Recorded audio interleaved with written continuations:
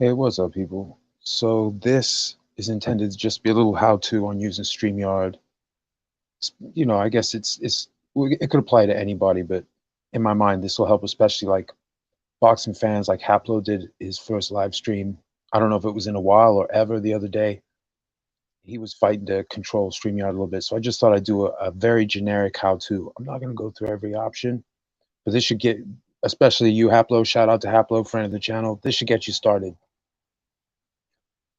So in StreamYard, this is on my phone, and I'm using it in the vertical position. I'm not doing the landscape view because it reorients. Things move around. I'm not used to that. So you can see that on the left, it lists your upcoming, and if it's linked to your YouTube, which I assume is already the case, you can click on the tab for past, and you can see your old ones. But you would click create there at the bottom, and then you have the option to live stream, but you can also record, and then later you can like upload that, or you can turn it into a thing, but you can record if you need to do editing home. I'm just talking about the live streams. Click live stream.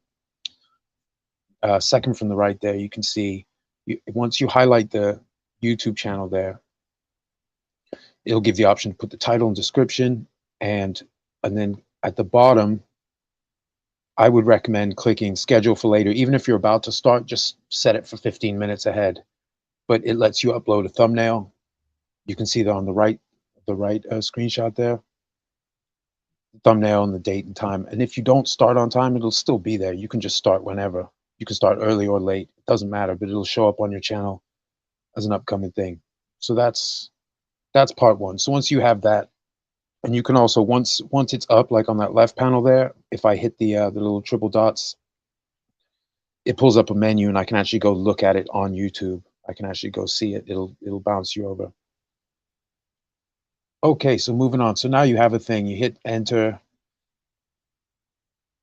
You want to go enter studio. So you go in.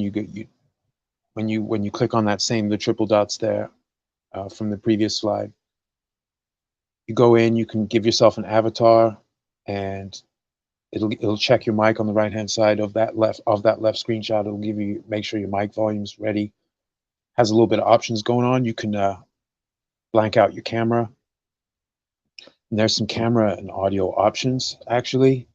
Not a lot, but if you pull that up, and those are the right two screenshots there, you'll see you can have some options with the mic as far as whether it'll automatically adjust your volume. If you find your volume's too low, you can actually turn that off and crank up the volume quite a bit. Echo cancellation might give you a bit of a compressed sound, but it'll take out a little bit of the noise. So it can be useful. So anyway, once you go through that and you enter the studio, this is the part where you can really enhance your thing. So if you go to if you click, so the brand is just your collection of files. So if you click on brand, you can pick the general color of the theme. You can also pick the theme, which is the layout. That doesn't always come up, but it will come up if you do something like if you have a banner in the a stationary banner, which is the middle tab there. You'll see in this middle slide, the middle tab there, banner. If you have a stationary one, those themes right there under brand, those are the ones that will determine what it looks like when it pops out, what the lettering looks like. If you have a banner scrolling across the bottom of the screen, I don't think it really matters much. Now on the right hand side there of the slide, you can see has broadcast quality. You have to pay more for for H for anything above 720. So and I pay enough. I'm not going to pay the extra for the professional thing or whatever. But if you have that option, that will be where you do it. Now in the middle tab where it says banners, if you click on that, you can create some banners or edit the ones they already have for you, whichever. And then to bring those up on the screen, you just click on them during the stream. It'll highlight itself in blue, like you see over there on the left, how one of the files that I had uploaded, I have it clicked on. It'll look the same as that, except it'll highlight the thing. And the same thing goes for the comments over on the left tab. Click comments, then you can see the discussion. From there, you can highlight a comment by clicking on it. You can also delete a comment.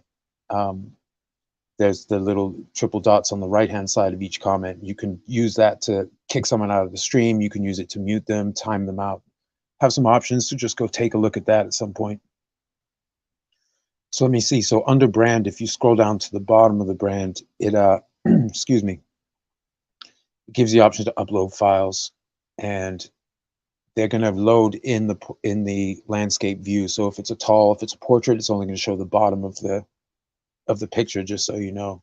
But you can load some of those up, and then during the live stream, you can flip through photos. You can just, it doesn't take a lot to just have a couple of things you can flip through. There is a setting, I believe it's under more at the bottom there. I think that's where the general settings are, and the general settings, not the general settings, but the layout settings. So you can either have like people's excuse me, you can have the photo that you have on the one side, and then everyone on the right of it. You can have only the pictures, like nobody's camera will be active. That's what I tend to do on my live streams. Not just because I'm a funny looking dude, but also I like the graphics. I like to be able to scroll through the graphics, you know, and I think it adds a little bit. But anyway, so that's your basics. And then as far as like this part's to you, Haplo. So, you know, if you click on guests, it gives you the option to copy a link that you can then either email to people or post into the chat under comments there, under the comments tab, to invite people. But if you click on guests, you can also, as you click on each guest in the graphic that pops up, that's how you would remove someone from the stream, or how you would, you know, like mute them. So if you want to do a more heavy-handed moderation at any time, you can mute everybody and then just unmute people when you want to let them speak. But anyway, that's really the basics. There's more. I mean, StreamYard lets you upload music. I think it's up to 5 minutes. It has to be a certain type of MP3 quality, but you can do video, and there's things like overlays if you want to like spice up your visual. But really, that's the basic, and that'll get you going. And yeah, so I hope you have a great day, and I'm just getting ready. I think I'm gonna do a boxing one in a few minutes here, so gotta go find my guitar. So y'all take it easy now, and hopefully this helped at least a tiny bit. Take care.